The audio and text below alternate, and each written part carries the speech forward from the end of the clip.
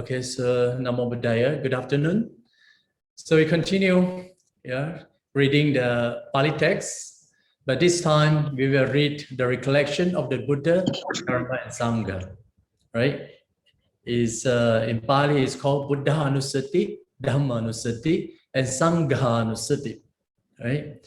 Saying these three recollection, these three anusati, three recollection, they are recited quite frequently, in our daily chanting, particularly to strengthen our faith and devotion.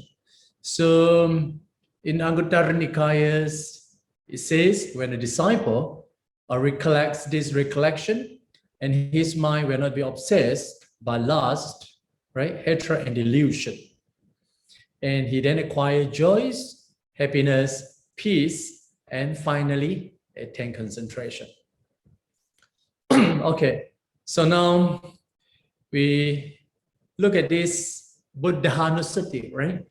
The recollection of the Buddha qualities. So in this recollection of the Buddhas, there are altogether 9 qualities, right? And we shall look at them. But before that, we read together. Right, Itipiso, Itipiso. We read together. Itipiso bhagava arahang samma sambuddho vijacharana sampanno sugato lokavido anodaro Purisa Dhamma Sarati Satta Deva Manosanam Buddha Bhagavati. Okay. So this is how we recite in Pali. So now we explain word by word. So in this passage, as I have said, you look at the verb, but in this case, you don't find the verb. But of course, someone may ask, how do you identify the verb? Then again, I think as a Pali students, we need to, recognize some of the simple Pali words. And last week I said, there are not many Pali words that we need to remember. Yeah, I think probably you can recognize about 200 of them. That would help a lot, at least. Because there are not many words, in our Pali sutras, because we are not reading the story, you see. So the words that we deal with, they are mainly with the chanting. So you can see that a lot of, the words that you find it here, and you also find it elsewhere. Yeah, so of course, it's quite difficult for a beginner to identify, but I think slowly we'll pick up. Yeah, but in this case, there is no verb, right? If there is no verb, then what happens next then? You can look at the subject. Yeah, of course, here the subject, there are many subjects, because as I said, if it is in the subject, if the words in the subject, then they will appear in the nominative case, right? So, okay, so in this case, the subject is the Bhagava. And of course, there are many other words as well, like Arahang, Sammasambuddho, Vichacharana Sampanno, Sugato, Lokavidu, Anuttaro, Purisa Dhamma Sarati, Sattha, Buddho, Bhagava. So you see, these are all the subject. Yeah, and these subjects are in the nominative case.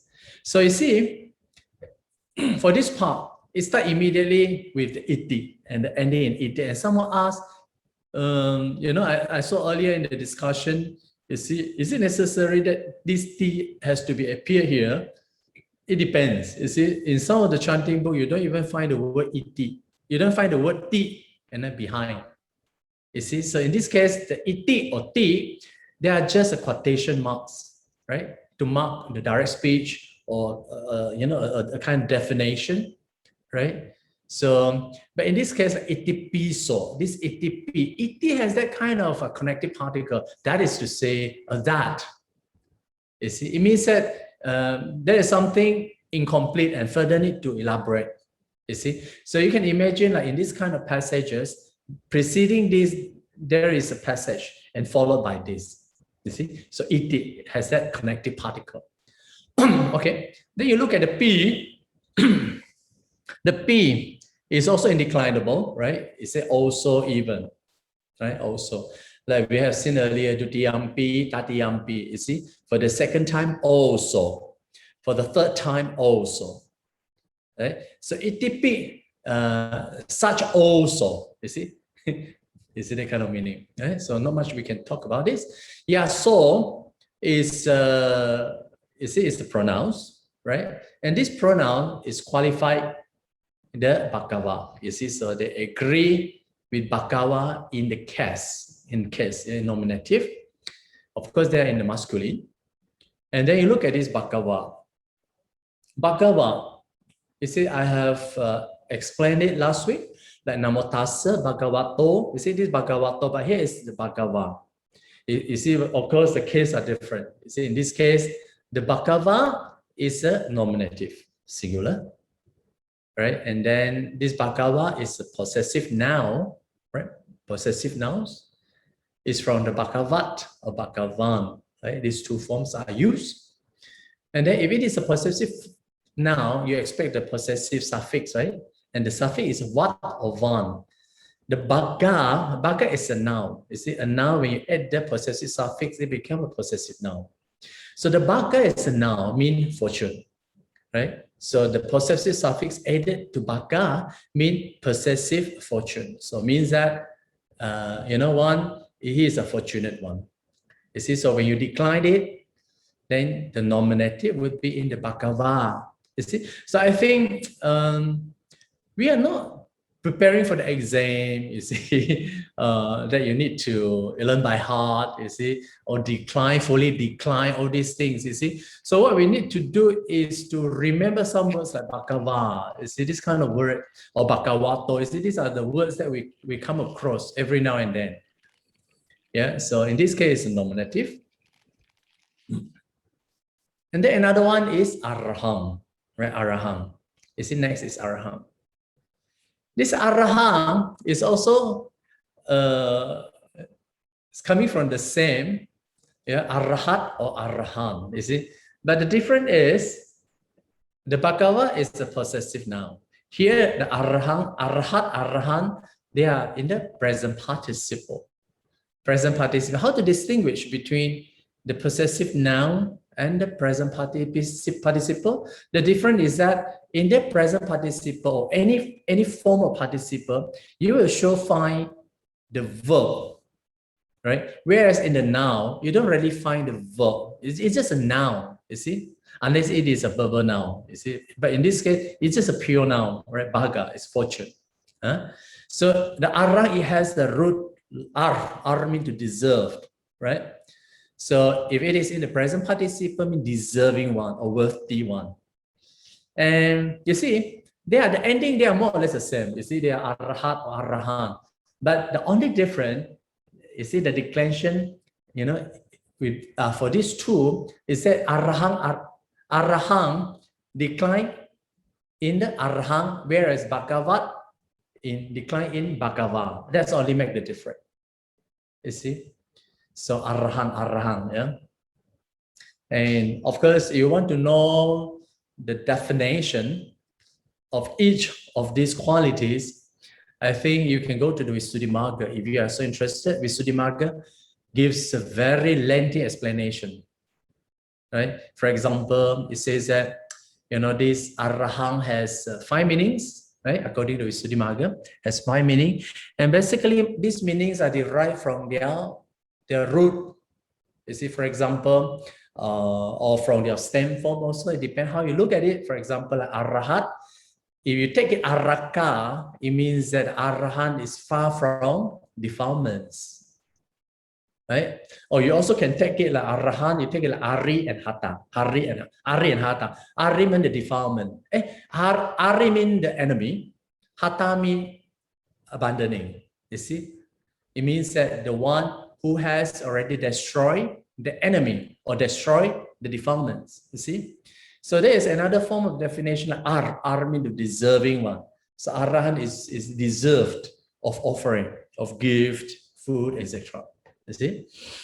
And of course, you also can take the arahant, from rahabhava. Rahabhava means there's no secret, right? There's no secret. So arahant has no secret, right? You also can take that meaning. Yeah, something like that. If you are so interested, you go into the Visuddhimagga. Huh?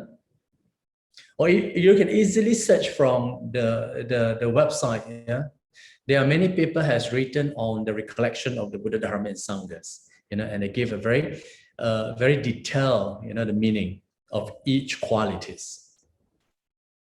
Okay, next. After this arahant, we also find the Samma Sambuddho. They are also in the nominative singular. But this Samma Sambuddha is a compound, right? You have the Samma and Sang, right? Samma and Sambuddha. This Samma, in fact, is a adverb, right? Properly or perfectly or truly. Sang is a prefix, right? It means that complete, thoroughly. You see, altogether, right? Like in Chinese, you have the word like "ten." Is it "ten"? "Ten," not to say wait for a while, not that kind of meaning. "Ten" means a complete. You see, and the Buddho, yeah, we have seen this word. Is a PPP. Is a past participle, right? It's from the word "Buddh," mean to awake. So the Buddho means awakened one or enlightened one. You see, so then the whole translation would be the perfectly complete enlightened one, you see. So this is the meaning of Samma Sambuddho. And Vijja Charana Sampanno, you see here is a compound, right? Sandhi compound. So in this compound, you have three members, Vijja, Charana, and Sampanno, right? So for Vijja, Charana, they are now, okay? They are now. Like Vijja, they're in the feminine. Charana is a neuter gender. Now, it's interesting, you look at the Sampanno. Sampanno is a past participle form, right? And it has a root mean part, man, part, plus the prefix sang. Sang and part. Part mean to go completely mean to follow or to accomplish, you see.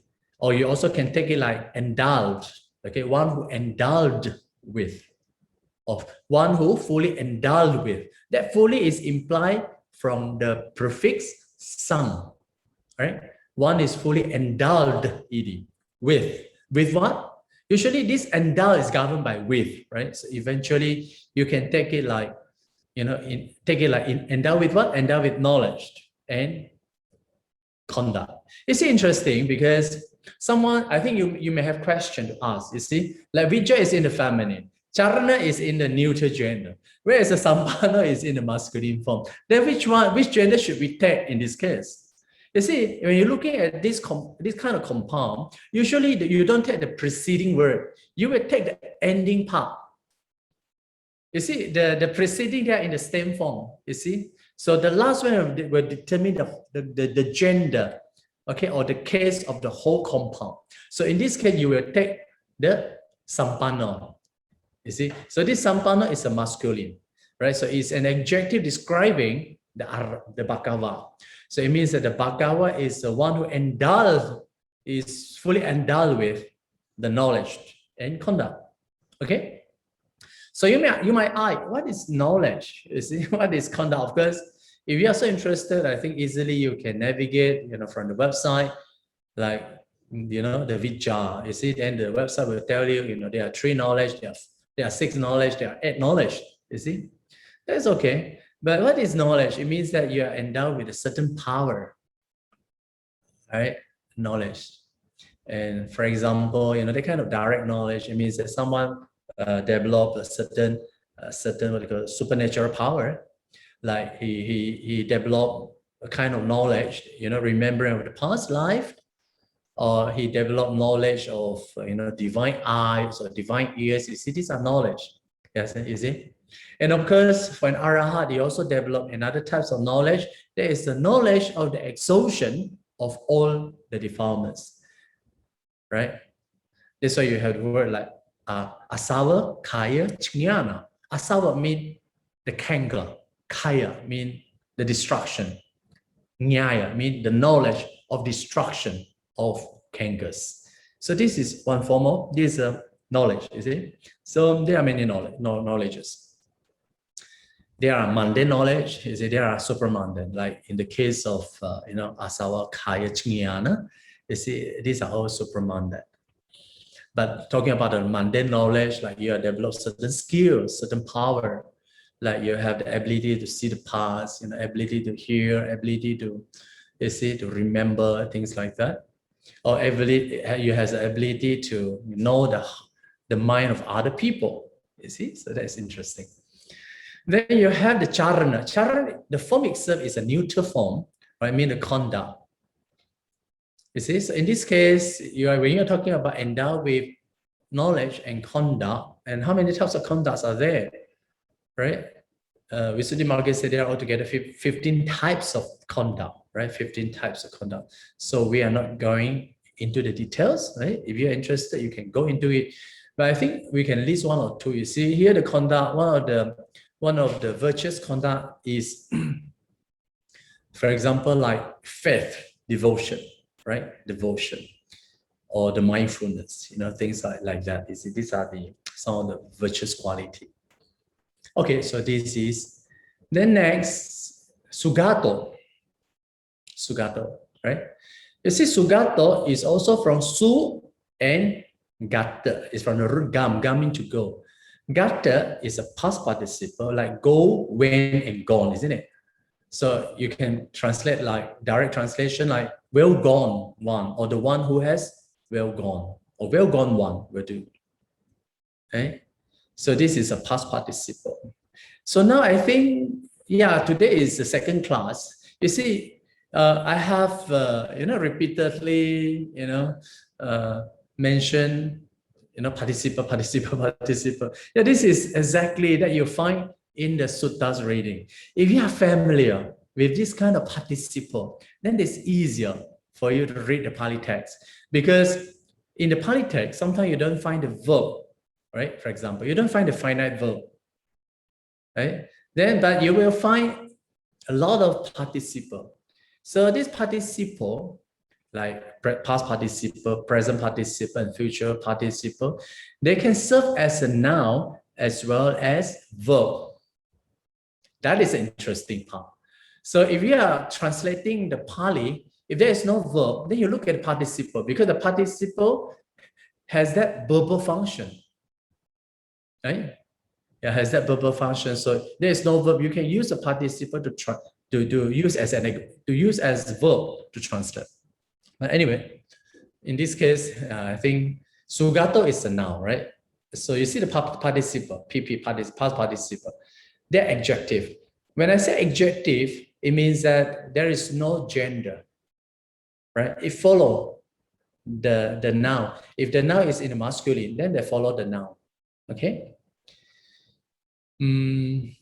Okay, loka vidu. Loka vidu is from the loka and vidu. So this is a compound. So loka means the word. Vidu means one who knows, right? Referring to a person, one who knows the word, right? So then you go to Visuddhimagga to know what these words mean here. So you see this loka vidu, this is a long U, right? But it is in the masculine. Yeah, you see, when you're talking about the ending of the masculine, yeah, you will find many ending, pertaining to the masculine form. Like Buddha, you see Buddha, when you talk about Buddha, Buddha is already a declined form. And what is the undeclined form of Buddha? Is Buddha, right? So this Buddha, B-U-D-D-H, this Buddha is ending, right? It's and this is just one of the many forms of the declension. You see, you have the A form, you have the A form, you have the I, U, you see, and you have R form, you see, and you have the what form, you have the possessive what form, you have the present participle what form, you see. So they're all together, some scholars have have investigated into the, how many forms of this masculine. There are altogether 17 forms, or 17 or 18 types. So if you tend to learn by heart, each of every declension, I think that is not our purpose. It is, you have to understand this, yeah. So loka video, anuttara. You see, anuttara is from the an and uttara. An mean not, uttara mean the high, not the what they call, you see, no top mean he is the highest. Mean, you see, having no superior, it means that he is the highest, right? So it's quite clear. This is the adjective. It's not a participle. It's pure adjective, right? And this one is taken with the Purisa Dhamma Sarati. Okay, Purisa Dhamma Sarati. There are three words: Purisa, Dhamma, and Sarati. Yeah, it's very interesting because if you look at the Purisa, this is a noun. Dhamma here is a future participle. Sarati again is a noun. You see, again it's a noun. So then how? You see, you have, if you will translate literally, right? Sarati means a charioteer, Dhamma to be tamed, Purisa means the man. If you were to translate in the form, like in the genitive form, Tapurusha form, you would say like a charioteer of what? Tameable, of man. Then the meaning is very blurred, right? So it means that in Pāli, or in any of these Pāli passages, I think we need to understand the basic doctrinal, the teachings behind. You see, when there is a word like Purisa Dhamma Sarati, what that means in this context. You see, so they could take as a charioteer, it's a Sarati charioteer of man, mean of Purusha. And then you have to define what is Dhamma. Here, Dhamma is an adjective, to a Purisa. You see, so in this case, something that to be trained, or something that to be tamed. You see, so in the Buddhist context, usually we are referring to the horse that to be tamed. So we compare a man, So you see, a chariot of men who are like horses to be tamed. Then the whole sentence made clear. Okay. So yeah, this is one thing. A chariot of men who are like horses to be tamed. And sattha, okay, sattha. This is another ending. It's from, you see the agent now. You see, it's from what? From sattar. Sattar. Sanskrit means satru. Satru. But sattar, you see, is the ending is AR form. So when you find the ending in AR form, when you decline it in a nominative singular, it's sattha. You see? So sattha. Sattha means a teacher, or a person who carry out teaching. So he's a teacher. So this is what we call the agent noun. Deva Manusana is a genitive, plural, right? And Buddho, we have seen that. Yeah? The Buddho. And Bhagava, we have seen that, right? And then the tit here. Tit here, it means that this is ending of the quote. Ending of the quote. Okay, so here, you look at this, the translation, right? I underline the Bhagava. This is the subject. So this is in the masculine, nominative singular, right? Nominative. This is the subject. Remember, subject is in a nominative case, right? Nominative. Try to identify this nominative. I think this is a grammar. Accusative means they are the object. Subject means they are in the nominative, okay? And other than this, yeah, we do a little bit revision. You see, other than nominative, accusative, what else you know? We have learned the instrumental, isn't it? Instrumental case. And we also learned the dative case. Dative means to someone, to. We also learned the genitive case of someone, right? And we also learned the ablative from. you see. And we also learn the locative with regard or in, on, you see. Or you also learn the vocative, or the blessed one. Yeah, I find it interesting because in most of the texts you have a lot of this, or like the, oh monks, the big cave, you see, they are in the vocative, right? So you don't need to frighten, because our Pali class, there will be no exam for this Pali class, and you will guide every single word, with grammar. So I don't see you have problems. I don't see you will complain, unless you don't pay enough attention. But you see, so this Bhagavan. Then later on, you see, I also make a little remark, make it clearer, this Bhagava is from the possessive, right? It's Bhagavat and Bhagavan. So why I want to put Bhagavat, Bhagavan, to show you that this is also another masculine form from the what ending, okay? From the what ending. The next time when you see the Bhagava, then remind you, it's from the Bhagavat ending. It's a possessive noun, okay? Okay, now you look like this Arahang. Yeah, it's also masculine, right?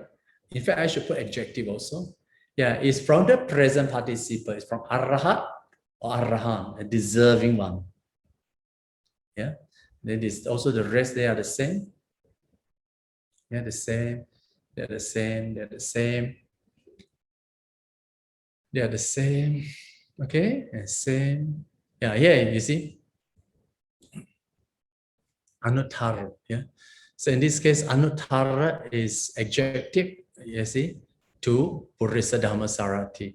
Yeah, again, I notice, different scholars have different understanding of this. Of course, we are taking the Buddhist context, where in the Buddhist context, when listed 9 epithets, they will link the Anuttara to Purisa Dhammasarati. Okay, the highest charioteer of men, to be tamed.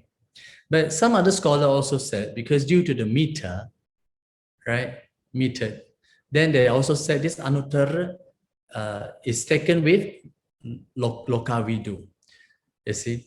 So that, of course, that kind of analysis is from the point of view of philology, yeah, from the philology. But from the doctrinal, aspect, this Anuttara should be taken to refer Purisa Dhammasarati, he is highest, charioteer of men who are like horse to be tamed, right? And here you have the Sattha, right? And see, I put the Sattar. You see, now you see the masculine. You look at the masculine form. They are masculine ending with Vat, right? And they are masculine ending with Ar, Tar, right? And Buddha, of course, is ending from the Buddha, from the R, right? And Bhagava. Yeah, so this is very simple. This one not much we can see here. Yeah, and yeah, if you would translate literally, so this is a very literal translation. You see, of course, when you talk about the literal translation, the English will not be so good, huh? But anyway, I think for students, I think that's good enough, right? Iti piso, you can say such also, right? Iti, such, be also. Is he, you see? So, the fortunate one means Bhagava, right? Yeah, and then you put a semicolon. Yeah, from this part onward until the end, so this is a thought, or this is a definition, Yeah.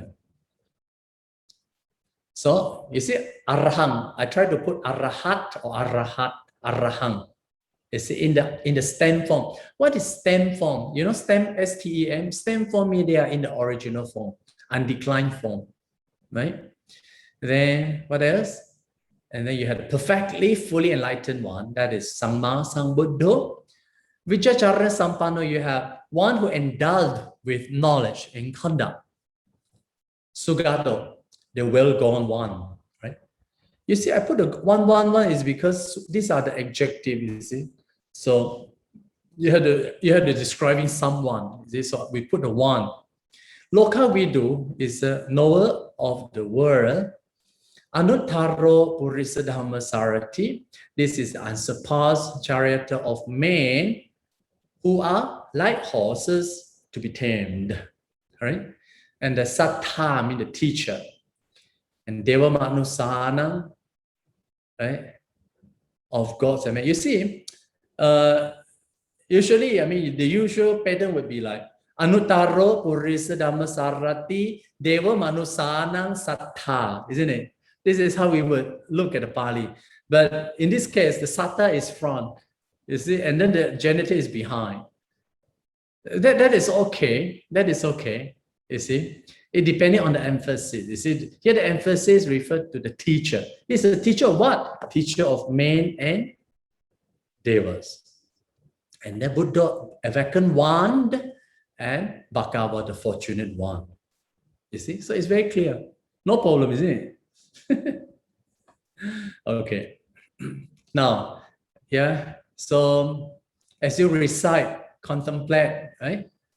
The recollection of the virtues of the Buddhas, they are altogether nine virtues. Okay, 9 virtues. So for the practice of recollection of Buddhas, we have to comprehend the meaning. You see, so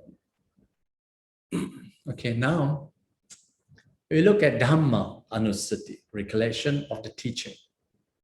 This recollection is coming from the Anusati, Dhamma Anusati, Anusati, right? Anu is a prefix. Sati means, you see, is a mindfulness, right? Anu means gradually, or one after another, or subsequently. It means that, that recollection, come, one after another. Chinese, we call sui nian, sui nian. Sui is from anu. It means that there is non-stop reciting again and again and again. That has the implication here, anu. So as we recite the anusati, it means that you recite the verse or recite the passage again and again, right? Right. So we can recite together. Suakato bhagavata dhammo sanditiko akaliko ehipasiko opanayiko pachatang veditabo vinyohi iti.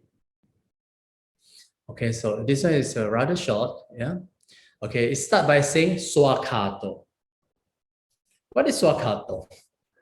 Of course, yeah, we have said this. Of course, I didn't teach you how to form the participle because I think our class, I find it very difficult to teach you online. You see, sometimes when teaching grammars, you have to be in the classroom. That I have to use, the marker pen, write on the whiteboard. But through online, I find it very difficult. So I think our class probably, we won't go into how to construct this participle form. But I will give you, you see, for you to identify the swakato is a participle form. Okay, past participle. How you get this participle is from the su, right? Su is a prefix. A is also a prefix. And the root, yeah, we said that the participle has roots, kya, Sanskrit, mean to proclaim, to teach. So good, this is a well proclaimed because of participle. A mean all along, has a meaning of emphasis. It means that the teaching that is well said, right? So well proclaimed, well explained. So in this case, this PP, right, is an adjective, right, to the Dhamma. Okay, the Bhagavata, yeah, Dhammo. You see the Dhammo here, the Dhammo. Bhagavata, we have seen the word Bhagava, Bhagavato, Bhagavata. Bhagavata, here in this case, is instrumental, right? It is instrumental, mean by the blessed one or by the fortunate one, right?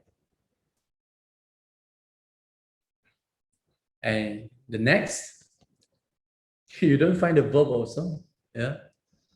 Sanditiko, yeah, sanditiko is adjective. It's not participle adjective. How do we know it's adjective? Because we look at the ending. Ika. Ika.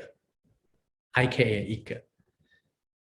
You see, so I think when we learn Pali or Sanskrit, I think the best way is to learn, intuitively.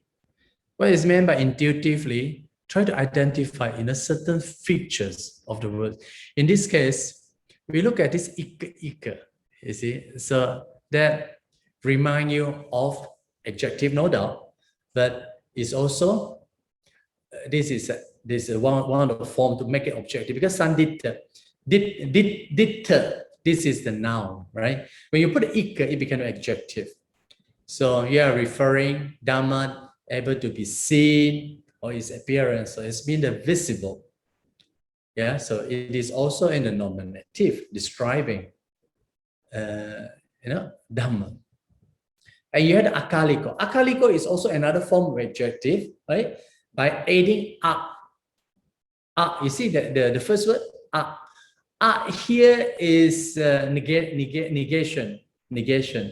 So this is the simplest way of making an adjective, by adding up. Not mean not, right? It means that timeless, no time, timeless, mean immediate, or undelayed, that kind of meaning. And you also find the ko also ike, right? So to make it an adjective. And this is also ehipasiko. Ehipasiko, yeah, this word is combining two imperative, ehi and passa. And then you put ika, right? This ehi mean is imperative. You come, second person, you come. Passa is also imperative, mean you come, you. It's a second person plural. Or singular. This is a second person singular, right? So you come, you see. It means come and see, right? So yeah, it's interesting. Yeah, so this is a very interesting compound. So it's compound two imperative. Again, the suffix ika. You see, we have a lot of ika. Okay, now talking about this ika, I think there are also some noun, okay, that known to you. For example, I think, you all know when you talk about the Dhamma, right? The Dhamma is a noun. When you want to make it you put the suffix ika, you make it like dhammika, isn't it? Dhammika. Dhamma mean the teaching, is it? It means that pertaining to the teaching, or you see, it means righteous. You see, righteous, the Dhammika. Or we also come across like abhidhamma. Abhidhamma is a text, it's a noun. When you refer to someone who is well versed or specialized in abhidhamma, you say abhidhammika, right? Abhidhammika. So if you say abhidhammika, you are referring to a person, it becomes a person already, become an adjective. And then say you have the word like suttanta. Suttanta means the sutta. You have sutta anta, suttanta. This is a noun. When you put the ika, means suttantika, means one who is well versed in the sutta pitaka. Right? So yeah, these are the things, you see. So when you add ika is broadly used in the text. So these words ending ika, you must understand, right? You must understand. I think it's good to understand, this ending ika. Opanaika. Opanaika is from upa, right? Upa, and from the root ni. Ni means to bring. Upa means near. To bring near. Okay? To bring near means lead to or conducive, that kind of meaning. Right? So it means that, refer to the dhammas that lead to nibbana. So again, this ika make the compound into an adjective. Right? So it's interesting because, you see, we are dealing with plenty of prefixes. You see, these are some prefixes quite commonly used, like we have like what they call sangla or ala, like nanda. You put the ananda. Okay, you won't say ananda, right? We say ananda. What is the difference between Ananda or Ananda? You see, the difference is one is long and one is short, isn't it? The long one is a prefix, that is to say excessively, aggressively. It means that, Ananda means to detect delight. It means that it is delight excessively. One who is, extraordinary, delighting in. Whereas you put Ananda, it means that he is not delight in. This art is a negation, right? so when you use a short A and long A, you have to be careful. Short A means negation, right? Long A with long A, okay, that is excessive meaning, yeah, or all the way to, or also has a meaning in opposite direction, like gata, like gata, gata or gachati. Gachati means go. Root gachati means he goes, right? Whereas agachati means he comes. It means that in opposite direction. Yeah. Okay. Pachatam is an adverb, right? It's accusative but used as an adverb individually. Okay. Then vegetable. Vegetable is a future participle, right? It's also adjective, right? In the nominative singular. So this future we usually would translate to be or should be or must be. If from the root vit mean to know. So should be understood, must be understood. Okay, now. Okay, we look at this. Swakato Bhagavata Dhammo. You see, usually I will underline the subject, right? Usually the subject is in the masculine. No, it's in the nominative, right? But in this case, it's a masculine form, singular. Then you see the rest that qualify the Dhamma also agree with the same number, same case, and same gender. Okay?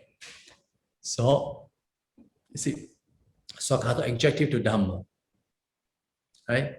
So you want to translate, you can say the Dhamma that has been well proclaimed. You see, that has been well proclaimed. That has been well proclaimed is an adjective describing the Dhamma, right? Or you also can say Dhamma which has been well proclaimed, well said. Of course, then for governed by the instrument, by the Blessed One. Okay, comma. Sandhitika, adjective to Dhamma, right? Akaliko, right? Adjective. You see, you see when I highlight, I said this one is adjective to this. Yeah. Ehipasiko, also adjective. Opanaiko, also adjective. Vegetable, right? It's also adjective, right?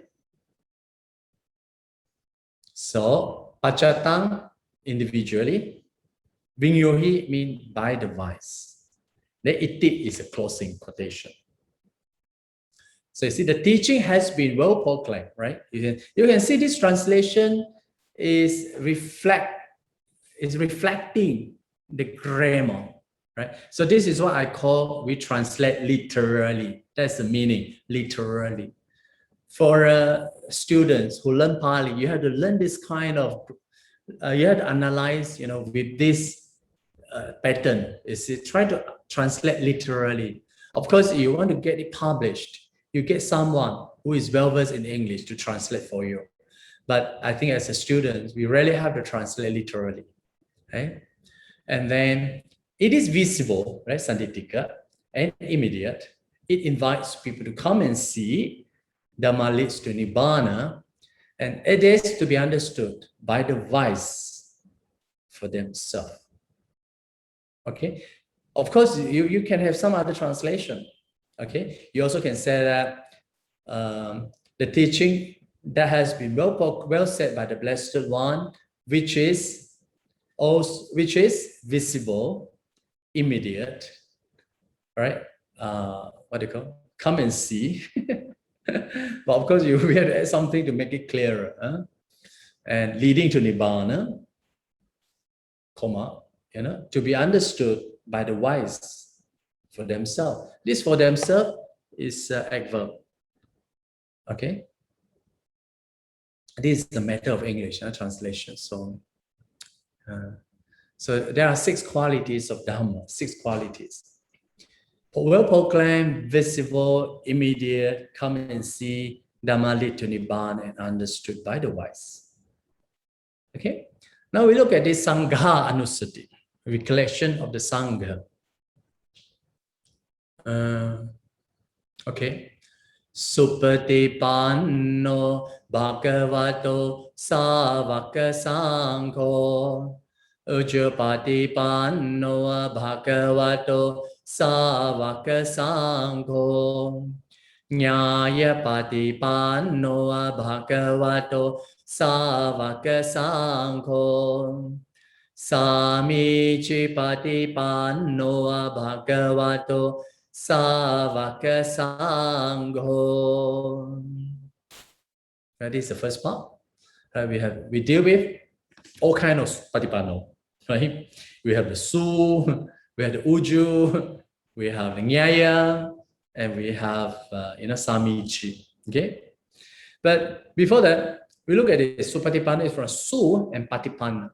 This Patipano is also a PPP. You see, there are plenty of participle form. Right? Patipano, they are from the pati and pat. Pat means to go, right, or to attain, right? So, and this pati prefix has a meaning of towards, okay? That kind of meaning. So, goes towards, okay? So, so that also has a meaning of attained or practice, okay?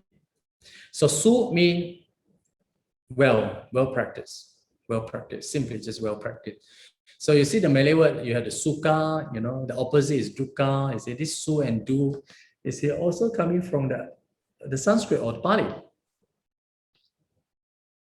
Then you have, Bhagavato, we have seen that, and then Savaka Sangha, okay? You see the Savaka Sangha is from Savaka and Sangha. The Savaka is from the root shru, mean hearer, mean the disciple. Okay, so just simply mean the community of disciples will do. Okay, and then what else you have? You have the Uju Patipano. Here, Uju. Su mean good. Uju, what is a Uju? Uju mean straight. Okay, straightforward, straight. Uju. Okay, not crooked. When you talk about the straight, you are referring to someone who entered the middle path. Okay, it means that person who avoid too extreme. Right, he follow the middle path, and then middle path means lead all the way to Nibbana. So it means that he is the one who follow the middle path. You see, so what is the meaning? Uju means. I find it very difficult because some of these words are quite similar to each other. Like uju means straight, upright, or correct. Right, that kind of meaning. So here I take it like, has been practiced correctly. Has been practiced correctly. This has been is because it is a participle, right? Of course, you can also translate as finite verb, like practices correctly. That is also okay. That is a good about the usage of participle. When there is no finite verb, you can take this, okay, that has this participle form as a finite verb. Okay, then afterward I will show you how I translate. Okay, now you have Nyaya Patipano. Nyaya mean method. Nyaya mean method, right? Or rightly. So you see, when you talk about the method, you are referring to the Buddha's teaching of Noble Eightfold Path, right? It means that if you are practicing correctly, following the Noble Eightfold Path, that will lead you to Nibbana, Nyaya. So we said practice rightly, and then you have the Samichi Patipano. Samichi means properly. It's also participle, properly. So what is the meaning, properly? It means that you have to study proper with regards to the teachings and Vinaya. Following, properly, you see, make use of the 4 requisites that, allowable requisites is offered by the lay people, and you use it properly, you see, so that kind of meaning. right? So here has been practiced properly. So these are 4. Okay. Now yadidam chattari purisa yugani atta purisa pugala. Yadidam. Okay, you look at this yadidam. Yadidam is from yang and idam, right? Yang and idam. So this yang, in this context, yang has very generic sense of connection. It means that is to say, right? That is to say, idam. Idam is a demonstrative pronoun, like this, right? This. So you can see that this idam is an adjective describing the purisa pugala. Chatari is also nominative, right? Of the neuter gender mean 4. Purisa yugani, right? Is also a neuter nominative plural. You see, so you look at this, idam chatari purisa yugani. They are all in the neuter form. And the atta means the 8. Right? Atta is a nominative plural, 8. And you have purisa pugala, individual person, right? Individual person. Esa. Esa is a demonstrative pronoun, right? Sometimes you find sa or esa. You see, this form, this esa, you see, they don't follow the usual Sandhi rule, you see. But you want to decline, it become eso, right? Like in the case of sa also, most of the time you don't find so, like ATP so. You see, and in some other places you find sa also, not necessarily so. You see, so this is what we call the very unusual, right? Or they are quite irregular form. Then Bhagavata, we have seen that is a dative or genitive, Savaka Sangha. Then another one is Ahuneyo, right? Ahuneyo. You have Ahuneyo, Pahunayo, Dakineyo, Anjali Karaniyo, right? So this Ahuneyo. You see, these are all the future participle. Future participle.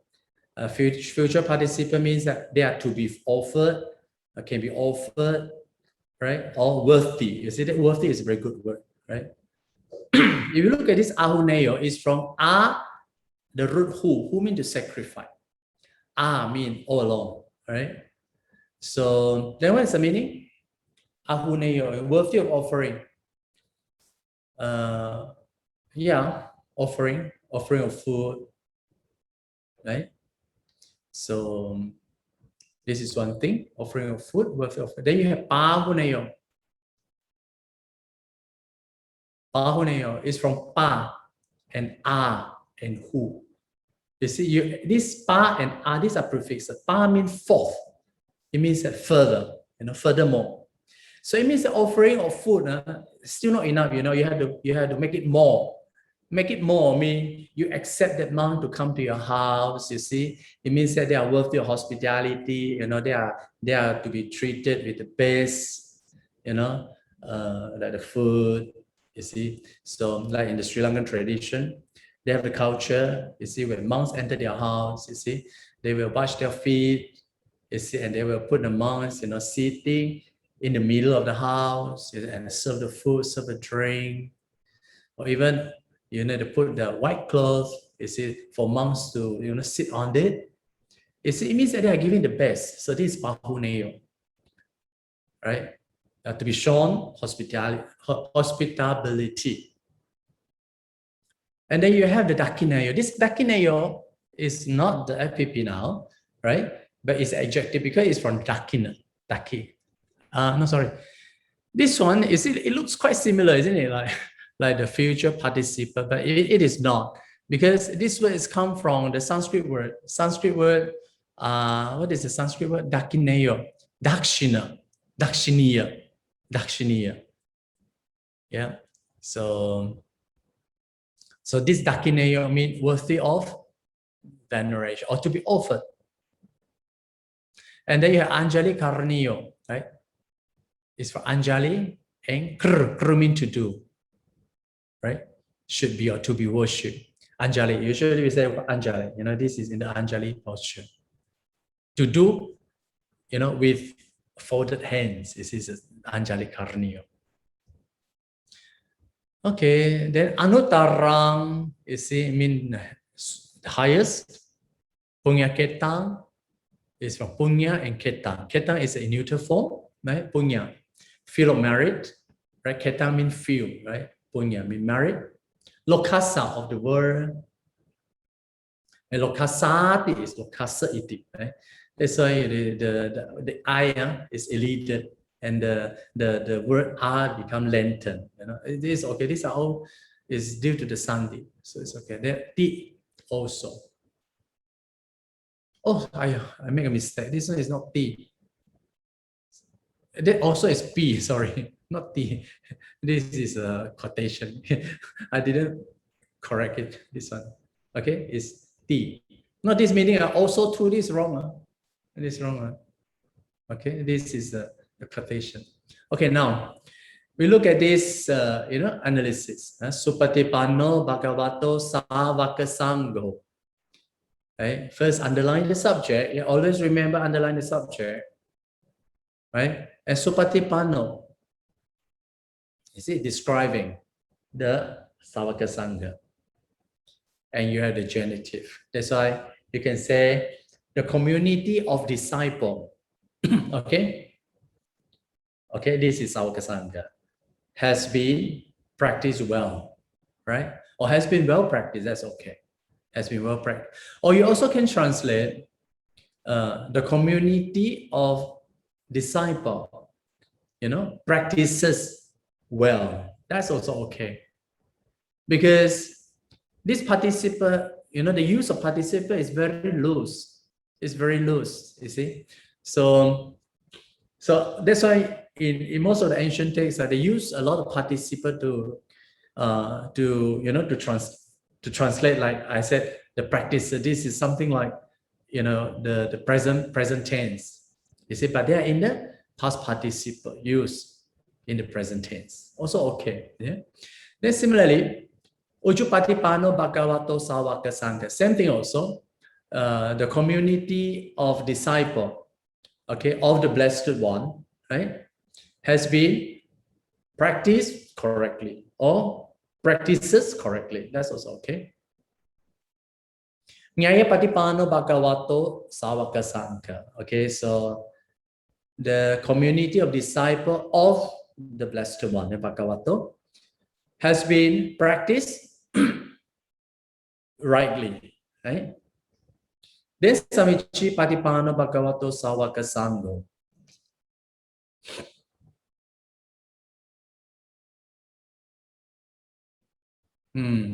Also same thing, right? Practice properly.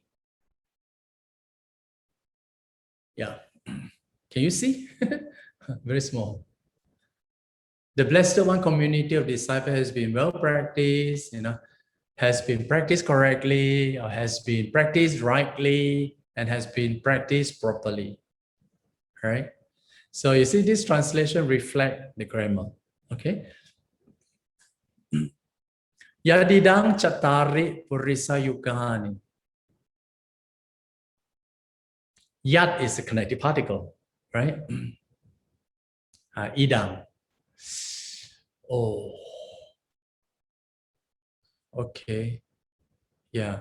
Oh, sorry. I didn't see clearly. Purisa Yugani is a neuter nominative plural, right? And the Chatari is a nominative plural. So you see Chatari, adjective, describing the Purisa Yugani.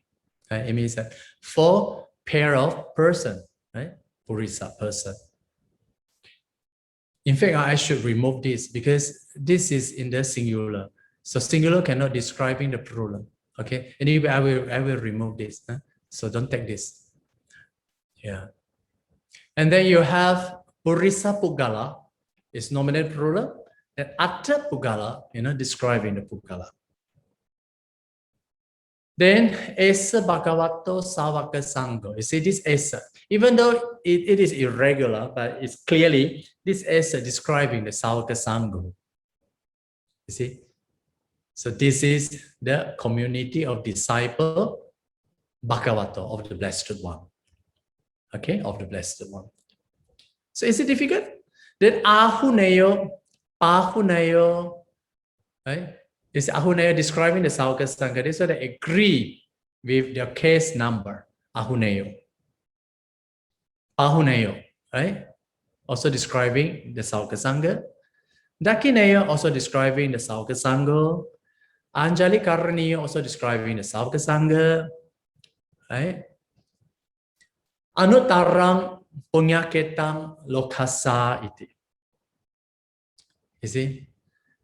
This punyaketang. This one is in the neuter form. This one cannot be adjective to Sauka Sangha because the keta is in the neuter form. You know, the Sangha is in the masculine form. So it's not adjective to it. Right? But it stand alone. That's okay. So anutarang is adjective to punyaketang. That's why you see here, adjective to punyaketang. I mean, the highest field of merit for the world or of the world. Iti. Okay? So yadidang, so in that case, yadidang is, you take it as a one word, namely, or that is to say, okay, the 4 pair of person and 8 individual person. This community, here the this means refer to Esa. This community of disciple of the Blessed One is worthy of offering, worthy of hospitality, worthy of veneration, worthy of worship with folded hands. It is the highest field of merit for the world. You see, so this grammar, you see, this translation is a reflective, okay, of the Pāli grammar here. Okay, so no one can challenge your translation if you translate like that. Okay. Then next, yeah, there are 9 qualities of the Sangha. Okay, 9 qualities. Yeah, you have the quality of, Sangha has been practiced well, has been practiced correctly, has been practiced rightly, right, has been practiced properly, worthy of offering, worthy of hospitality, worthy of veneration, worthy of worship with folded hands, and highest field of merit for the world. So these are 9 qualities of the Sangha. Okay. So I stop the sharing now.